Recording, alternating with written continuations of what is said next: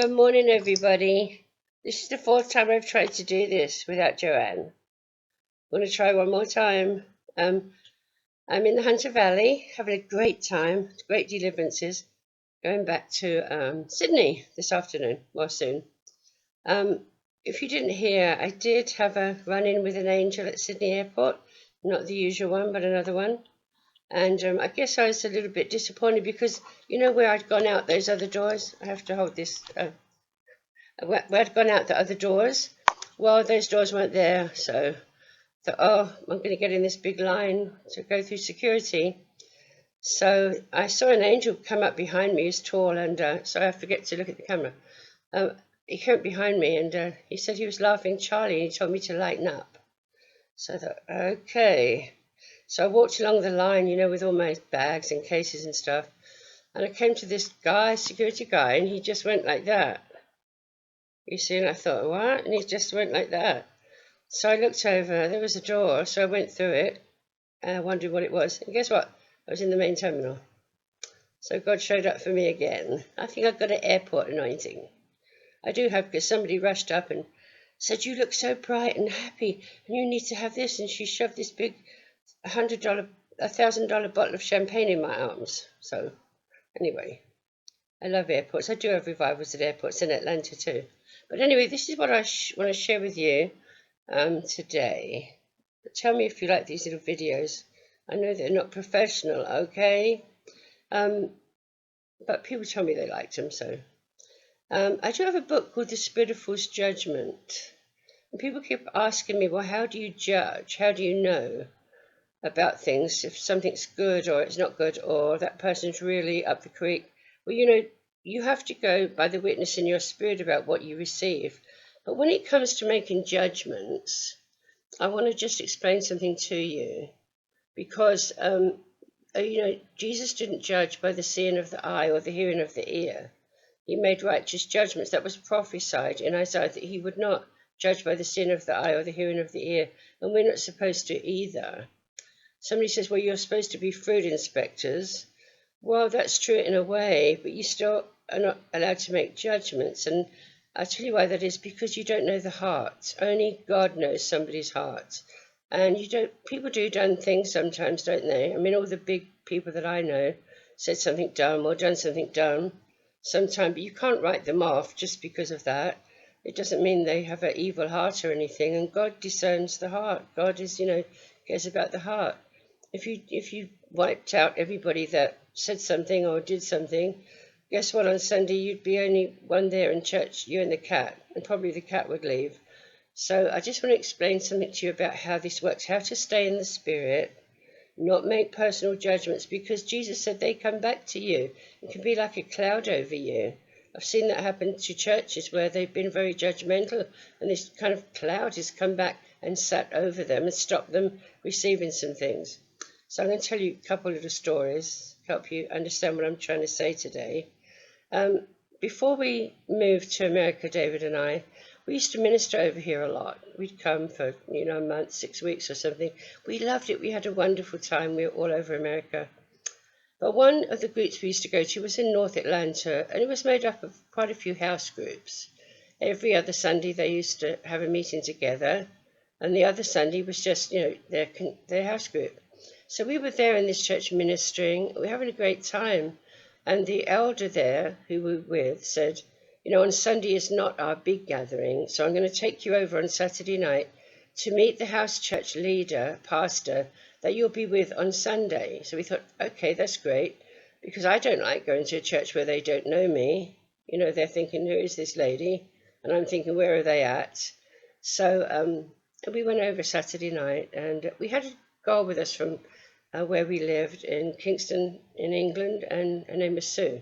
She was traveling with us and helping us, and so we went to this house, and the pastor there, who, you know, whose house it was, opened the door to us, and he greeted us very warmly, shook our hands. But when I looked at him, I saw a spirit of adultery in his eyes, and I kind of like freaked out. It was very bold. And I was a bit kind of like speechless. You know, that's a lot for me to be speechless. So we went on into the room, and there were probably about 10 people in there, They were sitting around talking, chatting, having a cup of coffee. A couple of people were standing near the fireplace. And who do I see there? Oh my gosh, it's Arthur Burt. Well, you've heard me talk about Arthur Burt, and some of you know him. He actually did go to be with the Lord this year. He was 102, and he'd been in the ministry since he was 9, so how long is that? So when I saw Arthur, I was like a bit blown away, really, because I thought, if I can see this, the spirit of adultery, surely Arthur can see this. Why doesn't he do something? You see, and I'm trying to look at him with the, why don't you do something, look? You know, how you try and talk with your eyes. And he just ignored me, and Sue was looking at me the same way. I'm like, she's looking at me like, I thought, well, I don't know what to do, you know, I don't know these people. And so the meeting went on, wasn't a meeting, we were chatting 10 minutes or so, and suddenly Arthur put down his orange juice. Some of you are familiar with this. And he gave out this very loud message in tongues. You know, everybody like, stopped. And then he gave out the interpretation, which I can't obviously remember word for word, but I remember this part.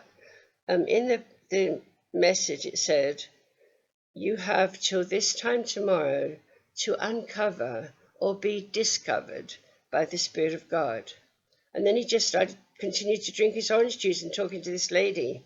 There was this like silence, you know, for a while, and then everybody, you know, drinking their coffee and stuff.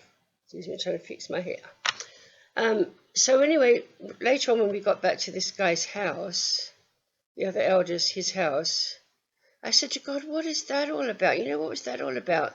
And the Lord said to me, I couldn't use you, Kathie, because you already judged the man. You already judged him and in your own heart, so I couldn't use you. So then I put myself out of the loop. And I saw that Arthur must have seen that. Arthur's been around a long time, and you can observe things. It didn't take a great, you know, discernment ministry to see that. It was kind of obvious. So obviously Arthur had seen that. But you know what I realized? He didn't know till God told him. And when God told him, God gave a word. It went through Arthur, and it went out into the atmosphere, and it really was nothing to do with Arthur. He was detached from it. It didn't come from him, even though I'm sure he saw that. It flowed through him in the tongues and interpretation, and then it was left, and the word did its own work. And actually, we had a good meeting the next morning. The next night, the guy ran away with another lady in the church, and that was the end of that ministry. But I learned something really important, that just because you see something, you see, it doesn't mean you're the one that's supposed to do anything. You can pray. God might not want to use you, especially if you made a judgment. Don't make judgments because you don't know people's heart. God is the only one who's allowed to judge, you know, someone in that way. You can be used if you can be detached. God's given me a lot of words for a lot of leaders, and that were pretty, well, like bombshells. But, I didn't want to do it. I was trying to run away, and it was nothing to do with me. I was really detached from it. And the word that God gave me, it did its own work, not me. So you can't take on that responsibility. You just have to be open, let God move through you. If he wants to, sometimes he doesn't. Sometimes he wants to use someone else. Sometimes he wants to use himself. Ever thought about that? So just let it go. And think today if you've made any judgments like that about people. Not knowing their heart, but according to what you saw or heard. And if you have, just release them, because you can put something on them that way. Or if you feel like someone's made judgment about you, wrong judgment, church, ministry, person, you can break it off or have someone break it off you so that it doesn't affect you, because those things we do affect each other in the spirit that way. So, my friends got a judgment on them because a photographer took a picture of their house, which is a nice 4-bedroom house in a subdivision, and he took a picture of the community swimming pool, the community tennis courts, put the tennis courts next to the house and the swimming pool next to the house. So when the picture was in the paper, it looked like they owned this huge mansion, which was totally untrue. The tennis courts were true, the Olympic-sized swimming pool was true, but they weren't attached to the house. So when people saw that picture, their support dropped off. because it looked like, and it was in the National Enquirer, it looked like they owned this, all the people's money was going to this huge kind of like plantation or something, and it was a lie. So again, see, people judged by what they saw. They saw that picture and made a judgment. So ask God to show you how to judge, not by the seeing of the eye or the hearing of the ear, but discern the heart of the Father. And, if he wants to use you, great. If he doesn't, go have a cup of coffee. I love you. I'm just packing now to go back to Sydney, and I'll send you another little email shortly. Bye. Love you.